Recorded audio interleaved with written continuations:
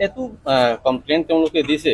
আৰু আইনগতভাৱে যি কমপ্লেইনৰ আহিলে যিখিনি ব্যৱস্থা কৰিব লাগে ভেৰিফিকেশ্যন সেইখিনি চলি আছে তেওঁলোকক মাতি আনি সোধ কৰা হৈছে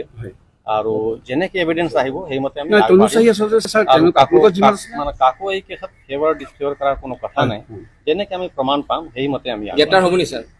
এতিয়া এই বিষয়ে ক'ব পৰা যান মুকলি কৰি দিছে এভিডেন্সটো আহক এভিডেন্স যি মানে যাৰ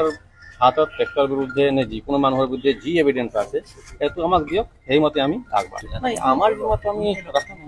এইটো কমপ্লেইন তেওঁলোকে দিছে আৰু আইনগতভাৱে যি কমপ্লেইনৰ আহিলে যিখিনি ব্যৱস্থা কৰিব লাগে ভেৰিফিকেশ্যন সেইখিনি চলি আছে তেওঁলোকক মাতি আনি সোধ কৰা হৈছে আৰু যেনেকে এভিডেন্স আহিব সেইমতে আমি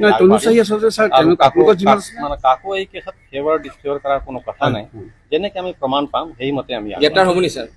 এতিয়া এই বিষয়ে ক'ব পৰা যান মুকলি কৰি দিছে এভিডেন্সটো আহক এভিডেন্স যি মানে যাৰ